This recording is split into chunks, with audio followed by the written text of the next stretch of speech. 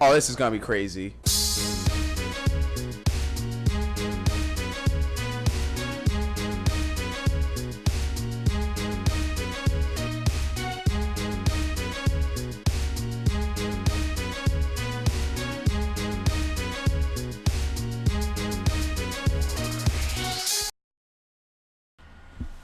Okay, so hello everyone and welcome today to another edition of SpraynPray1000's Verdict.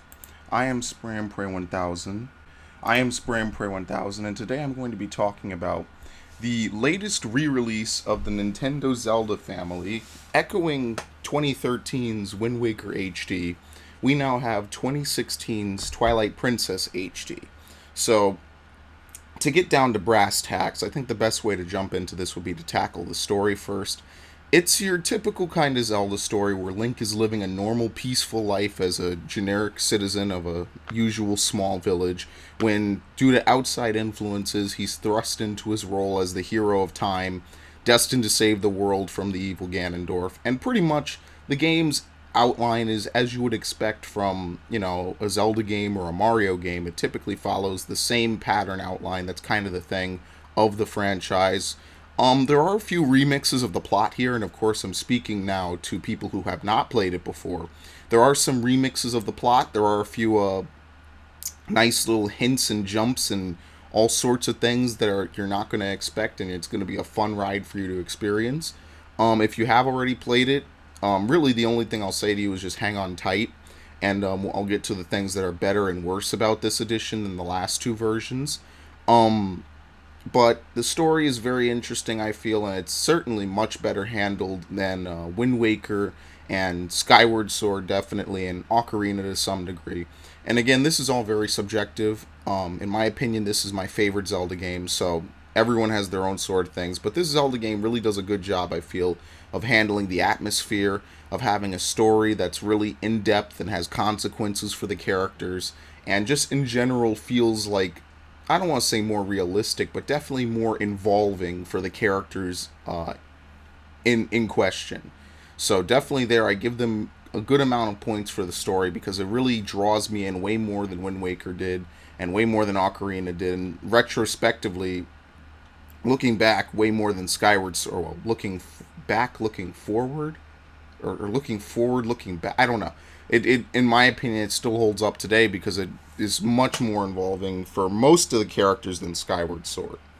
Now, as for gameplay, it's your typical Zelda 3D gameplay. You have your sword, you have your shield, you have the items that you can use to help you navigate the world and investigate and solve puzzles and defeat enemies and, in general, manipulate the environment and things around you, which is really cool, and I always like that about Zelda games.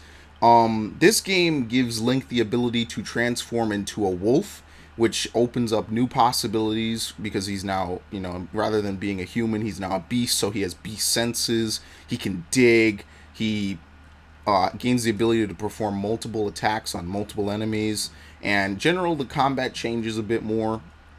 Now, the only thing about that, and I'll talk about that later, is that the combat as Wolf Link starts off very in depth and doesn't really evolve. It never really goes beyond what you get when you start the game, per se. It doesn't change much. It's just, in general, what you see is what you get, and that's kind of it.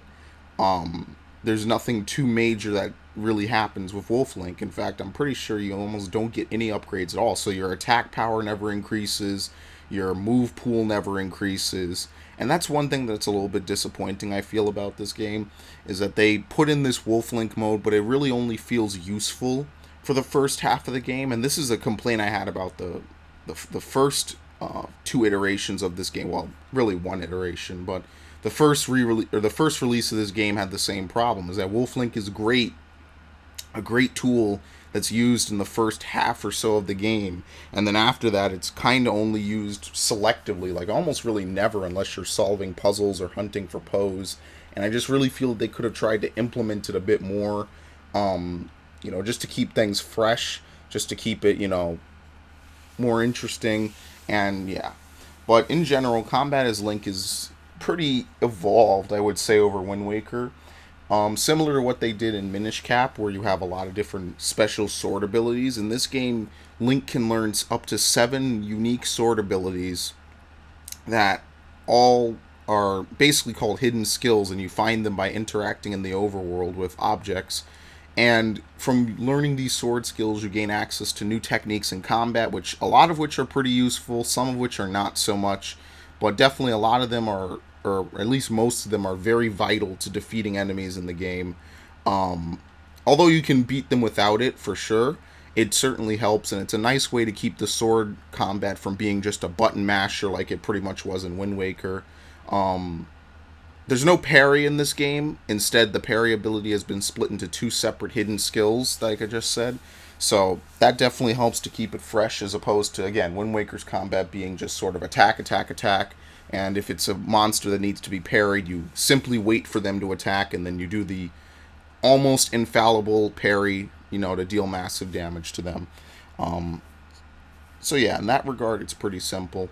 Um, Otherwise, you have your typical items like the bow, the boomerang, the bombs, the typical stuff you see in a lot of Zelda games. But on top of that, you also have new items like the fishing rod, the spinner, the ball and chain, all things that diversify the gameplay and change things up. And it's really cool to see how they're used. I just feel like not a lot of the items can really be used in combat per se as compared to Wind Waker. I would feel like if they had like maybe 1 or 2, that would help. But that's kind of really a minor complaint, because most of the enemies in the game can be reasonably dealt with the sword and shield and just the sword techniques, which I think is what this game had a much more bigger emphasis on, was sword play. Uh, on top of that, the open world is huge compared to previous Zelda games, as opposed to Ocarina of Time, where it was kind of really just, Hyrule Field and a couple smaller areas, and then the dungeons in those areas. And compared to Wind Waker, which was really just a couple islands, just sitting around in the middle of nowhere, and just loading screens sailing between all of them, which is innovative and as interesting as it was, certainly left the world feeling devoid, and especially Skyward Sword's devoid sky. Um, Definitely, I feel that this overworld really feels like it has life to it. Maybe not like super realistically, but at least it feels more alive than the other games. So, for example, if you're out in the field, enemies will come up and approach you. If you're riding on Epona, which is your horse, enemies will come on a boar back, riding on boars, and will kind of like shoot arrows at you, and birds will try to come down and hit you. And it's very interesting because it certainly breathes whole new life. Now, while some of the enemies are a little bit annoying because you get knocked off your horse with 2 hits consecutively, it certainly gives a feeling to this overworld, and the horse combat in this game has been upgraded to compensate for that. So as opposed to Ocarina, where you really could only ride around and shoot arrows once you got the bow, you can use a wide variety of items while riding on Epona, which really, again, adds to another facet of the gameplay that I feel is implemented pretty well, but not as much as I think it should have been.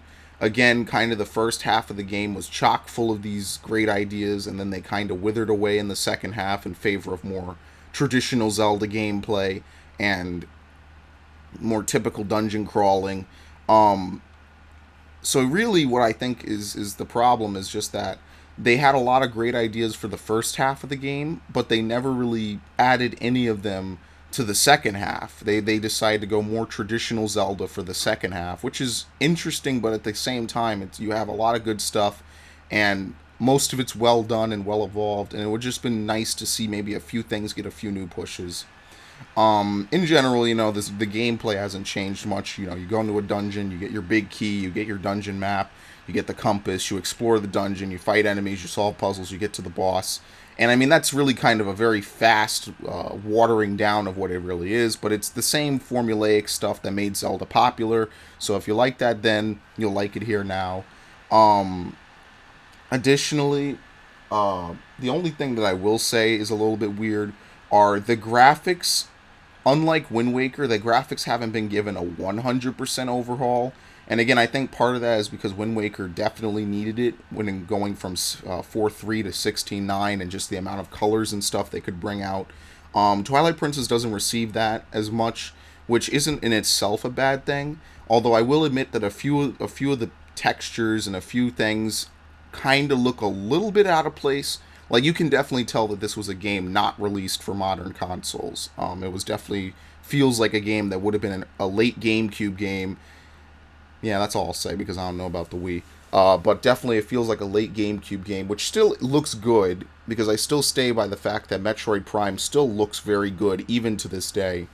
But you can definitely tell that it's not modernized, unlike Wind Waker. But then again, I think that they put more of a remake into Wind Waker because it's older, so they really kind of didn't need to do it here, but that might just be me. The graphics still look a little bit weird on certain things. Now, the frame rate dips that they were talking about that apparently were a big problem, I only saw maybe one or two instances of the frame rate actually dipping, as compared to what I think a lot of people were thinking were going to happen. There's only one scene in the game I can really tell you has a frame rate drop, and the rest don't really. It sits at a solid, so that's really good for them. Um, the in other words, the sound, the graphics all play out very nicely. Or like I usually call it, the presentation of the game is very well done. Uh, Again, most of this coming back to the fact that the game was already released uh, 10 years ago, almost 9 years ago. So again, it's kind of giving points for something that already happened, but understand that it held up now, or it held up then, and it still holds up now, which is very good, and definitely at least what you want to hear from an HD remaster. You don't want to hear it get worse over time because of that. Um, and yeah, so what would I give Twilight Princess HD for the Wii U? Well, like I said, I think that it's very formulaic to a fault.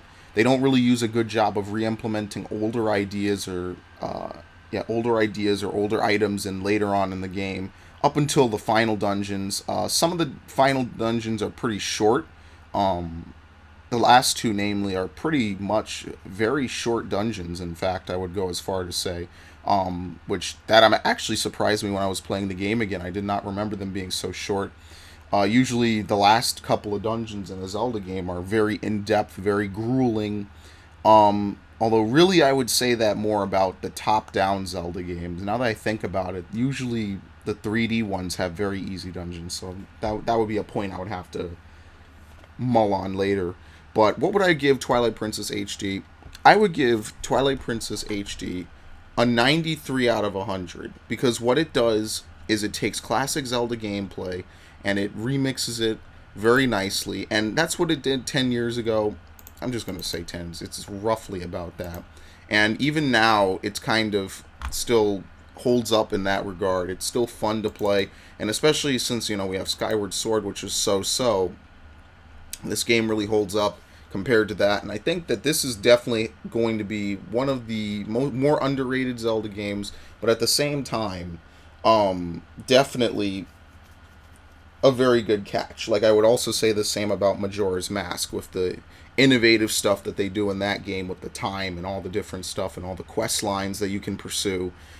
Definitely, if Majora's Mask has the replayability aspect down packed, then Twilight Princess definitely has the traditional Zelda dungeon crawling aspect down.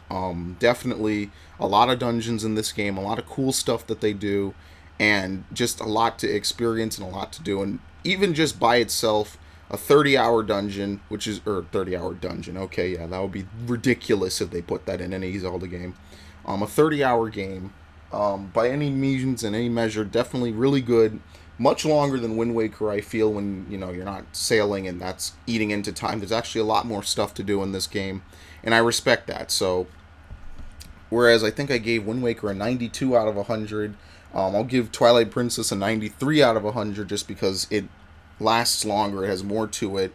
Again, the negatives being that they don't really properly re-implement stuff from before, and just sometimes certain aspects of the graphics, and I'm not talking like every enemy looks weird with the graphics, by the way. I'm talking like maybe a select few you can tell kind of look a little weird.